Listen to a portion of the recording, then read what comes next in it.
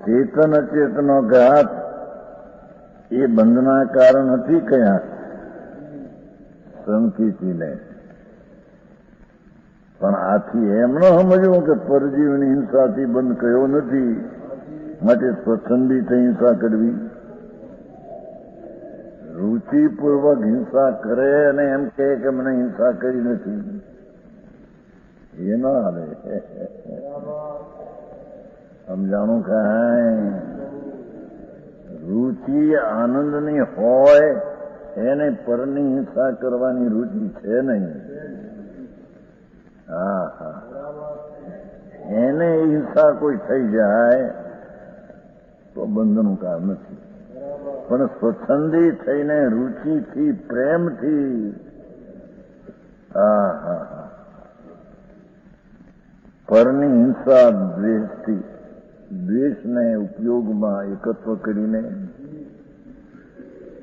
પરજીવને હિંસા કરે છે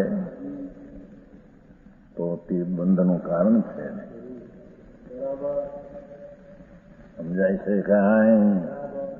દૃષ્ટિમાં જેને ભગવાન અવિકારી સ્વભાવ આવ્યો સ્વીકાર થયો છે એને રાગ અને કાયાનો સ્વીકાર પોતામાં નથી, એથી એની ક્રિયા એને બંધનું કારણ.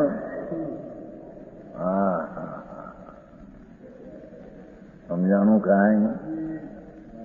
અને સ્વચ્છંદી થાય જ્ઞાનીને હિંસા કઈ નથી, ગમે તે પતંગનો ઘાત થાય એમ માનીને રુચિથી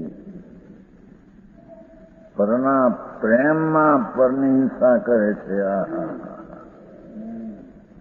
એ તો બંધનું કારણ છે. સમજાણું કાંઈ? સ્વચ્છંદી થઈ હિંસા કરવી અહીં તો એમ આશય છે કે અભૂતિપૂર્વક કદાચિત રુચિ વિના એ બાજુની રુચિ નથી. સમજાણું કાંઈ? રુચિપૂર્વક કદાચિત પરજીવનો ઘાત થાય તો બંધ છે, પણ અરુચિપૂર્વક બુદ્ધિ એટલે સમજાણું કાંઈ? જીવ મારવા પરનો ઘાત પણ થાય થઈ જાય તો તેનાથી બંધ થતો નથી. રુચિ નથી. આનંદના વિતરાગ સ્વભાવના આનંદને આગળ કોઈ ચીજની એને રુચિ નથી. સમજાણું કાંઈ? એ રુચિ નથી માટે કોઈ ઘાત થઈ જાય તો એનો બંધ કર્યો નથી. આવી વાત છે. પરંતુ જ્યાં બુદ્ધિપૂર્વક એટલે રુચિપૂર્વક, બુદ્ધિપૂર્વક એટલે હું આને કરું એવી રુચિના પ્રેમપૂર્વક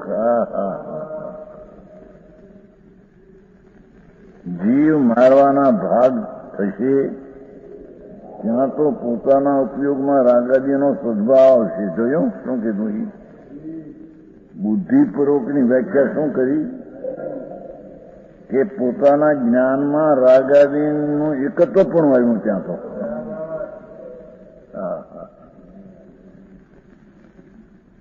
રાગનો સદભાવ આત્મામાં ત્યાં તો આવ્યો.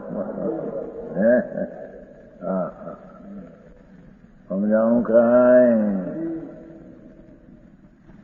વિતરાગ માર્ગ કોઈ અલૌકિક છે ભાઈ, સાધારણમાં કલ્પી નાખ્યો છે બહારમાં, એવું એનું સ્વરૂપ નથી. અહીંયા તો જ્ઞાનીને રાગ અને સ્વભાવની એકતા બુદ્ધિ તૂટી ગઈ છે. એથી રાગ છે એ પરમાં જાય છે અને બધી ક્રિયા એ પરમાં જાય છે. એ પરને કારણે જીવને બંધ થાય એમ નથી. આવી વાત છે ભાઈ. આ વાદ વિવાદ ક્યાંય પાર પડે એવું નથી. વાદ કરો શું કરે ભાઈ?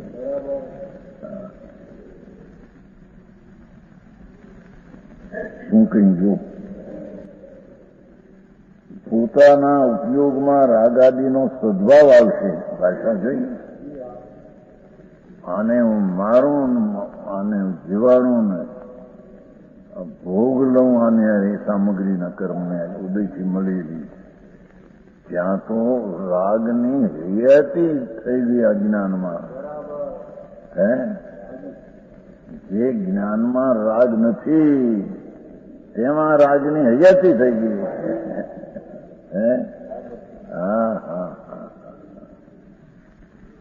બાપુ, આ તો જન્મ મરણના અવતારના માર્ગ છે ભાઈ. આ કઈ સ્વચ્છંદે ભોગ લઈને હિંસા કરે માને કે નથી એ વાત નથી આવી. એમ ન હાલ ભાઈ. અહીંયા તો કે છે કે જેને પરમારવાનો ભાવ થયો એને જ્ઞાનમાં રાગની કસાઈની હયાતી થઈ. જેમાં નથી કસાય તેમાં કસાઈની હયાતી થઈ. ભાઈ બહુ જૂનું બાપુ, બહુ મારું ભાઈ.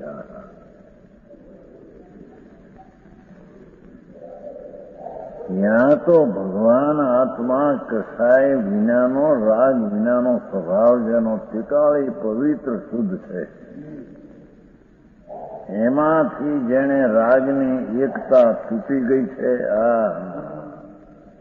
એનો રાગ ચારિત્રનો રાગ દોષનો છે, એ પણ પૃથક વર્તે છે.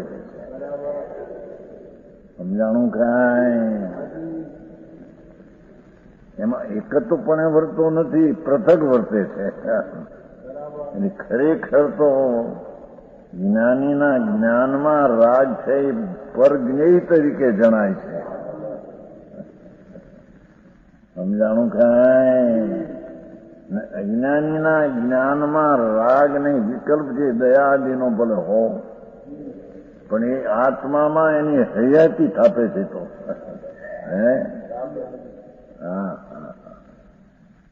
આવો માર્ગ અને તે દિગંબર જૈન ધર્મ, એ સિવાય ક્યાંય આવી વાત કોઈ ઠેકાણે નથી. આ શું થાય? લોકોને દુઃખ થાય એમાં.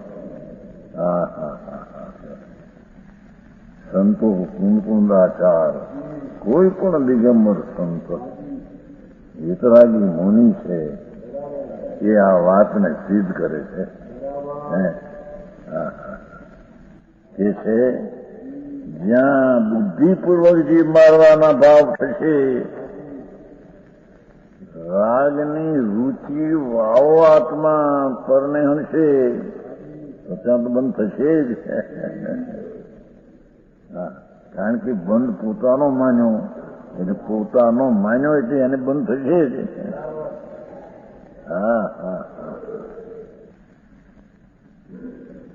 ઉપયોગમાં રાગાદીનો સ્વભાવ આવશે અને તેથી હિંસાથી બંધ થશે જ. સમજાણું કાંઈ?